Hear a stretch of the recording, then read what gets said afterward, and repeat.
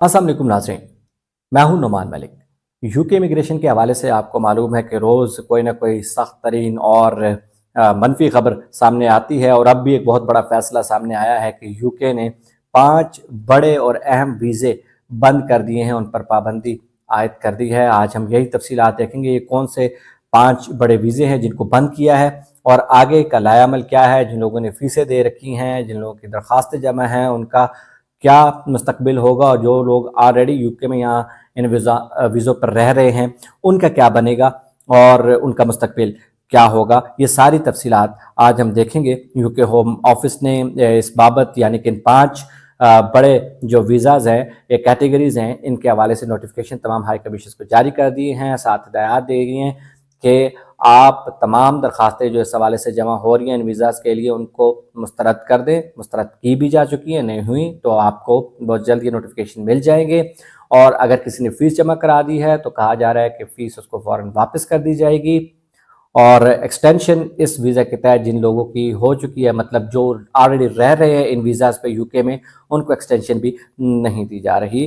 तो आइए पहले तो ये देख लेते हैं कि ये कौन से 5 वीज़ाज़ हैं, ये कौन सी कैटेगरीज़ हैं जिनको बंद किया गया है। तो पहली जो वीज़ा कैटेगरी है वो टायर 1 इन्वेस्टर है, यानी कि टायर 1 का वीज़ा है, इन्वेस्टर वीज़ा, जिस पे आप यूके को बताते थे कि मैं यूके में कोई ना कोई कारोबार करना चाहता हूँ, उस कारोबार के तहत आपको वीज़ा मिल जाता था और फिर बतौर इन्वेस्टर आप वहाँ पे किसी चेन में या शेयर्स या किसी भी तरीके से आप अपना जो है वो कंट्रीब्यूशन करते थे इकोनॉमी में, तो उसके तहत आपको वीज़ा मिलता था। आप अपनी फैमिली को भी बुला लेते थे और फिर आप ILR के लिए भी अप्लाई कर देते थे और मुस्तकिल रिहाइश का एक सिलसिला आपके लिए आसान हो जाता था। लेकिन अब ये कहा जा रहा है कि ये मुमकिन नहीं रहा, इस कैटेगरी के तहत वीज़ा एप्लीकेशन नहीं होगी। हाँ, जो लोग ऑलरेडी इस वीज़ा कैटेगरी के तहत यूके में रह रहे हैं उनको आखिरी चांस दिया गया है कि आप 2 साल के लिए जो एक्सटेंशन है वो आप करा सकते हैं। फिलहाल आप फैमिली को भी बुला सकते हैं, इसके बाद आपके लिए ये मुश्किल हो जाएगा, बल्कि नामुमकिन होगा कि आपकी दरख्वास्त को एंटरटेन किया जाए।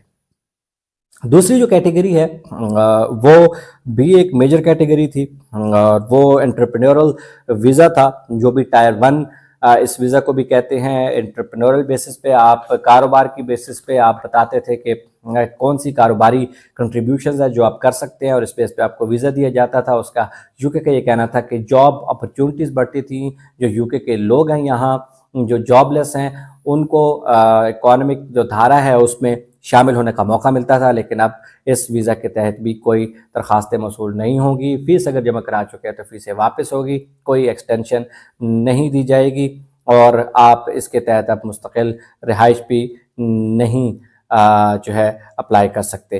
तो तीसरी जो बड़ी कैटेगरी है उसको भी देखने की ज़रूरत है, और वो सबसे बड़ा नुकसान हुआ है स्टूडेंट्स का। स्टूडेंट्स जो है वो स्टार्टअप्स के ज़रिए, आप एक स्टार्टअप देते थे कि ये एक कारोबारी आइडिया है मेरा जिसके तहत मैं जॉब्स क्रिएट करूँगा, और जो यूके की इकॉनमी है उसमें फ़ायदा होगा, जॉब्स होंगी। और ये ग्रेजुएट्स मुख्तलिफ स्टार्टअप्स देते थे जिनको अप्रूव होने के बाद उनको बुला लिया जाता था, उनको वीज़ास दे दिए जाते थे। अब ये भी ख़त्म कर दिए गए हैं। अब ग्रेजुएट्स जो है वो स्टार्टअप वीज़ा अप्लाई नहीं कर सकते। हाँ, उनको अब ये सजेशन दे दी गई है कि आप जो इनोवेटिव वीज़ा है उसको ख़त्म नहीं किया गया, आप उसकी तरफ स्विच कर जाएं। इस वीज़ा कैटेगरी के तहत आप मज़ीद इंग्लैंड में नहीं रह सकेंगे। यानी कि जो दायरा कार है वो तंग से तंग किया जा रहा है, और ज़ाहिर ये किया जा रहा है कि अब यूके को इमिग्रेंट्स की ज़रूरत नहीं है, जिसकी वजह से इस हुकूमत को तनकीद का भी सामना करना पड़ रहा है। हम ज़रा बाकी कैटेगरीज़ को देख लेते हैं। बाकी जो कैटेगरीज़ है दोनों वो तुर्की से मुतल्लिक़ा है, क्योंकि तुर्की से जो ताल्लुकात है थोड़े वो ख़राब नज़र आ रहे हैं। यूके होम ऑफिस के कुछ नॉन जो इलीगल इमिग्रेंट्स थे उनमें तुर्क शहरियों की इन्वॉल्वमेंट का मामला भी सामने आ रहा है, वो भी हम कह सकते हैं कि शायद ये वजह हो। तो चौथा बड़ा वीज़ा जो था वो टर्किश बिज़नेस वीज़ा था, जिसमें बिज़नेस यानी कि कारोबारी शख्सियात जो तुर्की की थी उनको वीज़ा दिया जाता था, वो मुकम्मल तौर पर बंद कर दी गई है तुर्की के लिए। पाँचवा जो वीज़ा था वो तुर्किश वर्कर्स वीज़ा था, वो भी बंद कर दिया गया है। यानी कि आप किसी इदारे में जाके काम करते हैं या आप कोई अपना इदारा बनाते हैं और वहाँ जॉब्स क्रिएट करते हैं, ये अपॉर्चुनिटी भी अब यूके के लिए बंद कर दी गई है।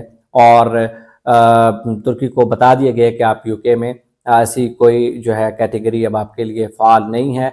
आपके शहरियों को अब کوئی ایسی فیسلٹی اس ویزا کے تحت نہیں ہوگی۔ اگر آپ اس کیٹیگری میں شامل ہیں تو بتا دیا گیا کہ کسی اور کیٹیگری کی طرف سوئچ کر جائیں، ورنہ ڈپورٹیشن کا جو عمل ہے وہ اس سے آپ کو گزرنا پڑے گا۔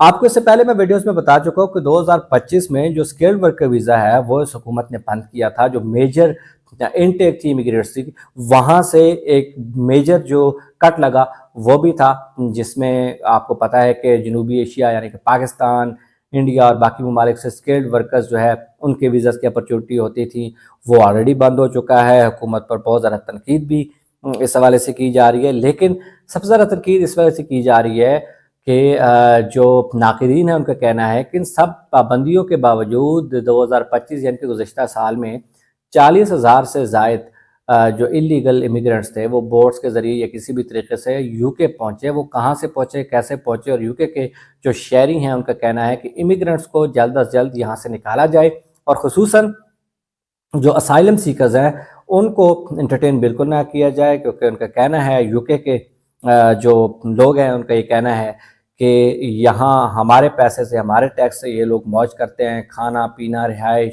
اور ان کو اسٹائپنڈ بھی دیا جاتا ہے۔ یہ سارا پیسہ یو کے کی عوام پہ لگایا جائے بجائے اس کے کہ ان لوگوں پہ جو ہے وہ ضائع کیا جائے۔